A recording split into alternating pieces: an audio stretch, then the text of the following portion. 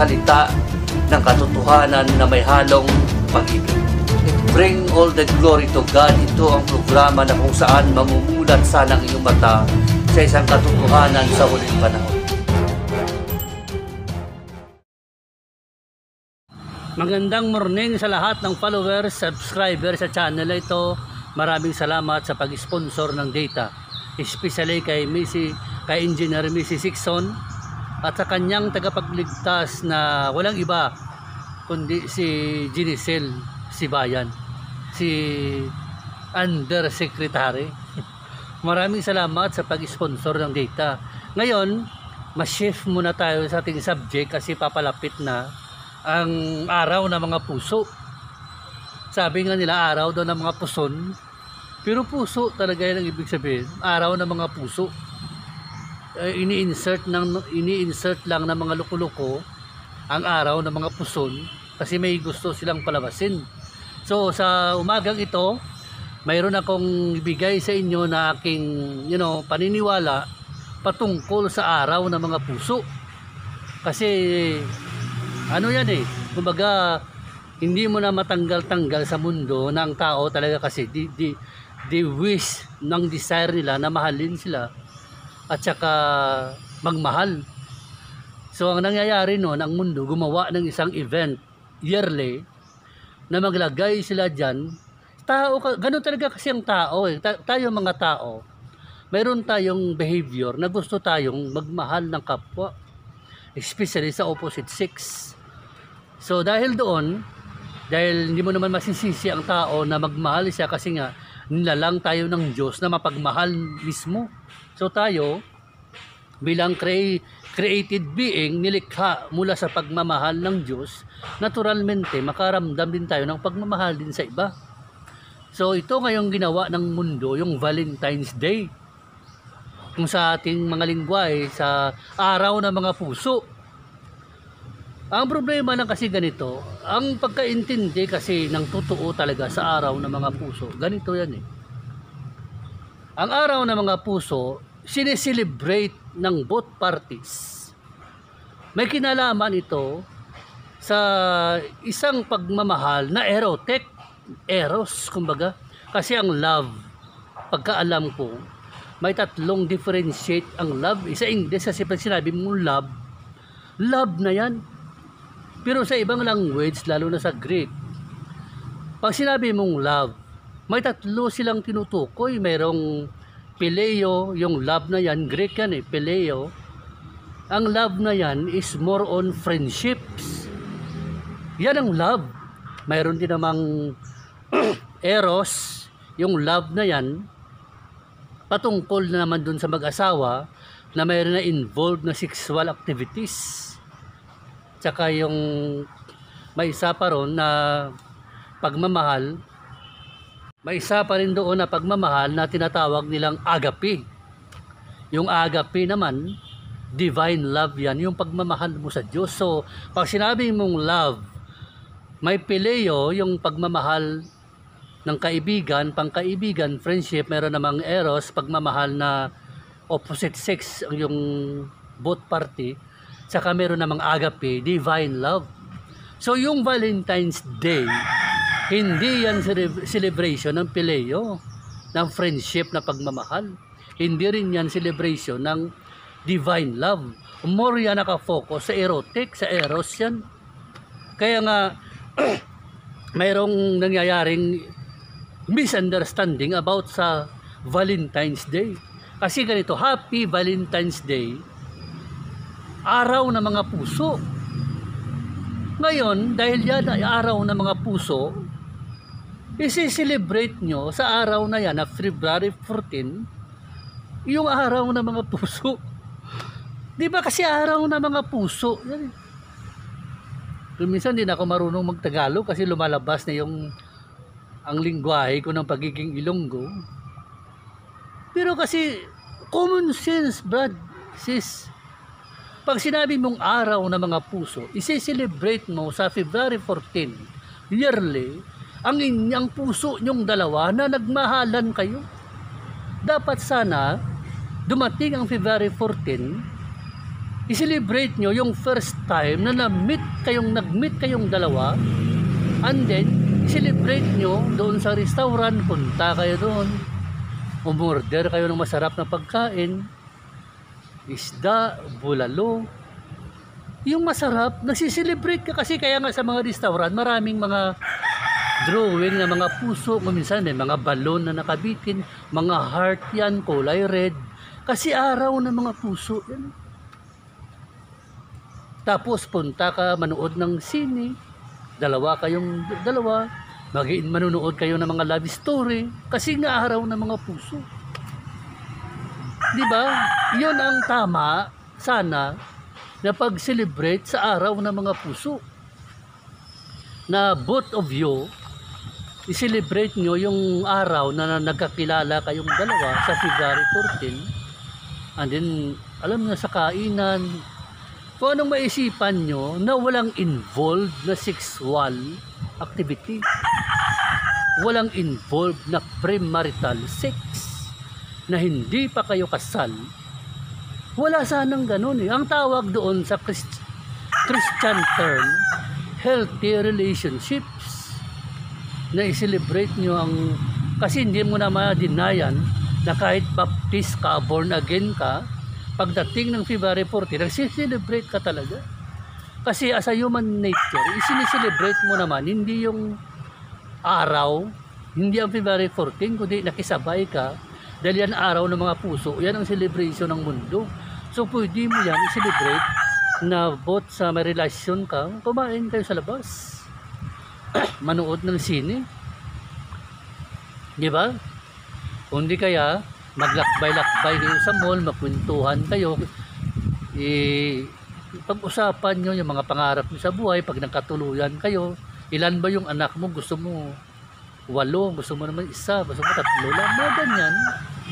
And then alalahanin nyo ang mga bagay na nagmahalan kayong dalawa, purely love din. Kaya ang araw ng mga heart, araw ng mga puso. Ang problema kasi, pumasok ang araw ng mga puson sa kalye. Galing yan na ito na naman, paparating na naman ang February 14, nakahanda ng sugo.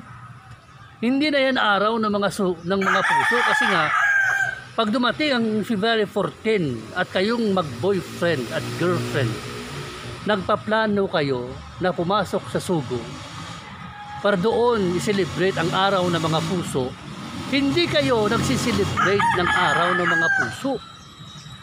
Ang sineselebrate nyo, araw ng mga puson. Yun ang mali. Kasi nga, sa tanda mo na yan, hindi ka pa rin nakaintindi na ang araw ng mga puso ay araw ng mga puso, hindi araw ng mga puson. Hindi yan araw ng mga, pwede ko bang sabihin? Pwede ko, hindi yan araw ng mga araw ng mga sabungan. Hindi yung ganun. Kasi nga, mali kasi.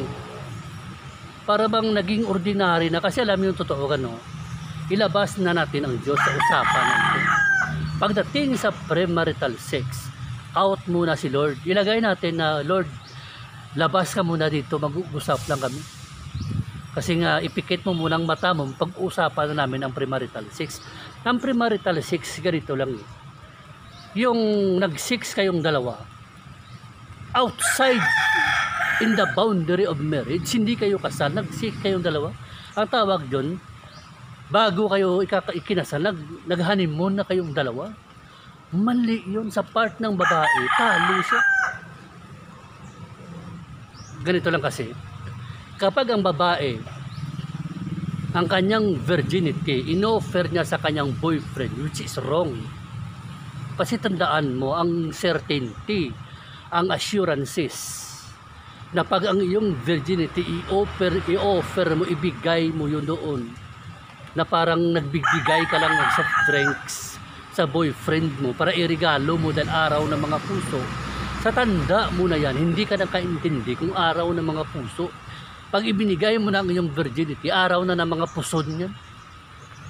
Halimbawa, ibinigay mo, babae ka, dahil naniwala ka na pag binigay mo yan, patunayan na mahal na pagmamahal mo sa lalaki, which is wrong din. Kasi sa babae, hindi siya ang magbibigay, lalaki ang magbibigay to prove na mahal niya ang tao. Ang babae, submissive yan, mapasubmit lang siya. Yun ang patunay na mahal na yung lalaki. Kasi ang lalaki, babae, magkaiba, isa lang ang pag-ibig na naramdaman, pero magkaiba ang pamaraan. Ang lalaki, pag nagmahal, magbibigay yan. Ang babae, in return, in response, magmamahal siya, pero magpasubmit siya. Di pa submission sa kanya. Samantala, yung lalaki, giver. Di ba? And then, halimbawa, binigay mong virginity mo sa lalaki na pinaniniwalaan mong ito ang magpapatunay na mahal mo ang lalaki. Kahit na ang lalaki, ang loko-loko na to, hindi mo rin kilala, nag-take advantage naman, kinuha ang sumuko ang bataan. Wala naman, oh. Ngayon, masaya kayong dalawa. And then in return, pagkatapos ng first time na yan, after 1 week, babalik-balikan nyo yan.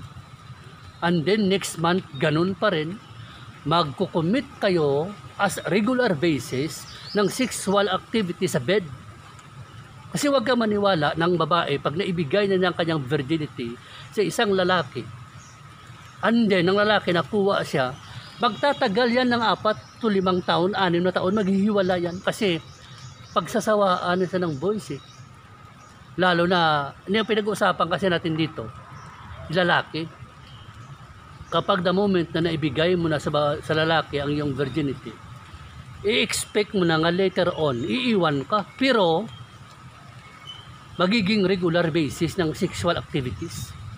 Sa January, magsi-sex kayong dalawa. Pagka April, ulit na naman ulit.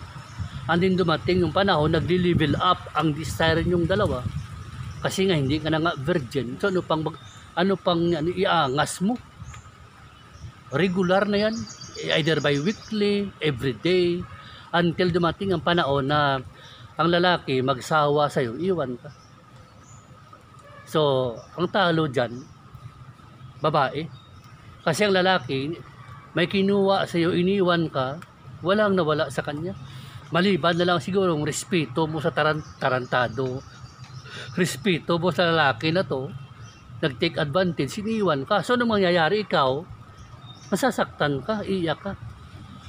And then, para patunayan na mag-move on ka, lalo na mas masakit, pag nabalitaan mo yung lalaki, may bago na naman, ang bilis lang, 2 linggo, may bago na naman, mag-move on ka, magpapaganda ka, na pag nakita ka ng ex mo, parang nag-blooming ka, maghahanap ka na rin ng boyfriend. Ang mangyayari sa ganon, wala ka ng pagpapahalaga na mahuhulog ka na sa araw ng mga puson. Pag nag-boyfriend ka na, very easy na ang bed puntahan kayong dalawa. Kasi hindi ka na pwedeng magano eh. So ang lalaki, kukunin ka ulit, yung pangalawang boyfriend, i-take advantage ang panahon ng iyong kagandahan, dadalhin ka sa kama, kukunin ka, later on, iiwan ka. Pangatlong lalaki, darating ulit sa buhay mo, boyfriend mo, kukunin ka ulit, iiwan ka. Ganyan ang kasaysayan hanggang matuto ka. And then later on, ang mas masakit, pag nabuntis ka, hindi niya pinatayuan, hindi siya nagtayong lalaki na pinakasalan ka. So ang talo dyan, babae. Kaya nga laging nating iniisip na ang regalo kasi, yung virginity is a gift yan to your husband. Hindi yan regalo na inihanda para sa boyfriend mo kung nakaintindi ka sa araw ng mga puso. Kaya nga sa araw na itong Valentine's Day, sa February 14, iwasan mga sugo na yan. Kasi ang sugo, they are celebrating ng araw ng mga puson. They are not celebrating ng araw ng mga puso. Kasi kung nagsiselebrate ka sa araw ng mga puso, doon ka makita sa restaurant. Kumakain ka. Doon ka makita sa mall, naglalakbay kayo sa plaza, kasaang lugar, umiiwas ka doon sa kama na madilim kasi hindi na yan araw ng mga puso. Ang masaklap pa nito, sa trending ng sanlibutan, pag February 14, ang sugo, maraming nakaline ng mga hindi ka man lang nahiya sa pagmumukha mo na andun ka sa sugo, nakaline kayo, ang haba-haba ng pila. Proud na proud ka pa. Iniisip ng taon, hindi kayo nakaintindi ng araw ng mga puso. Di ba? Kasi ang araw ng mga puso, iba sa araw ng mga puson. I-celebrate mo ang araw ng mga puso. So, anong mangyayari ngayon? Ikaw, babae, wala ka ng virginity na lost na. And then later on, may isang lalaki na mahal ka. Nag-try ka ulit, baka ayaw mo na sana magmahal kasi ilang beses ka na rin nasaktan. Pero dahil ang tao desiring to be loved and being loved, babae ka, sinagot mo. Una, hindi mo naman talaga mahal yung lalaki, pero dahil nakita mo sincero, nakita mo talagang tapat, naramdaman mo yan. Vibrating alert, kumbaga. Pinatulan mo ngayon, sinagot mo. Andi nakita mo later, lumipas ang maraming buwan, taon. Naramdaman mo na siya talagang lalaking mahal ka. Kasi never, sa first day of the month, dumating lang yung 2 taon, hindi ka dinala sa kama. Naramdaman mo ang respeto, yung pagmamahal, yung lalaki, binibisitahan ka, may dalang pagkain, nakikipag-usap sa family mo. Never siyang nag-take advantage na dalhin ka sa kama. Doon mo ma-realize na mahal ka nga ng lalaking ito until one day, mayroon siyang surprise, nasa tamang edad ka na rin lang kayo, nagano kayo, kumain sa restaurant, pumunta sa plaza, yun pala mayroon siyang surprise na mag-offer siya ng wedding ring. Ano siya, papakasalan ka, umiyak ka ngayon. Kasi siyempre, nag-uo ka. Kasi siya lang naman ang lalaki nagmahal sa iyo. Ang pagmamahal na may halong paggalang. Iginalang ka talaga. Hindi siya nag-take advantage kahit alam niya in advance na hindi ka nalang virgin. Pero wala siyang pakiron kasi ang importante sa kanya ang ngayon at ang future na bubuuin yung pamilyang dalawa. Yun ang, may lalaking ganun. So dumating yung panahon na pinakasalan ka, yun ang pinakamasaklap sa buhay sa part ng isang babae. Alam mo kung bakit? Iisipin mo nung nakaraan sana iningatan ko na lang ang virginity ko. Kasi para naman worthy. Ito isang lalaking itong nagyaya sa akin magpakasal. Dito ko sana ibigay. Ito talaga worthy ito eh. Di ba? Wala na eh. So, makakaroon ka ng psychological problems every day, every night. Isipin mo yan, sayang. Sana iningatan ko aking virginity. Sana hindi ko binigay doon sa aking unang boyfriend na walang kwenta. Dito sa husband ko sana binigay kasi siya talaga worthy. Di ba? Kasi noon, naging tanga ka rin. Kasi ang iniisip mo, pag dumating yung February 14, ang pagkaintindi mo sa araw ng mga puso, halikan, piting, ano pa, sexual activities, punta ka sa kama, naniwala ka pag February 14, na-attract ka sa sugo. Kumbaga ang panahon na yun, naging bobo ka sa araw ng mga puso. Kasi ang pagkaintindi mo pala noon, araw yan ng mga puson. Kapag dumating ang February 14, pag may nakita kang mga tao na nakaline pumasok doon sa sugo, they are not celebrating araw ng mga puso. They are celebrating araw ng mga puson, yung kalibugan, sinicelebrate nila yun. Diba? Kaya mag-ingat kayo doon sa pag-ikaintindi nyo sa araw ng mga puso at araw ng mga puson. Dito tayo sa araw ng mga puso. Diba? Di sana all. Sa mga single naman dyan, man na lang kayo, tumahimik na lang kayo doon kayo sa bahay nyo. Kumain na lang kayo ng masarap, umorder kayo sa sa online. Maraming dyan, pagkain, hindi kayo mamasyal kayo. Walang problema pag single, the best. Pag single ka, wala kang alalahan. Kasi hindi naman habang panahon, single ka, darating din naman ang susunod na taon, baka magkaroon ka na ng forever na rin. Pero tandaan mo, ang premarital sex, mali yan. I am against, and we are against sa premarital sex.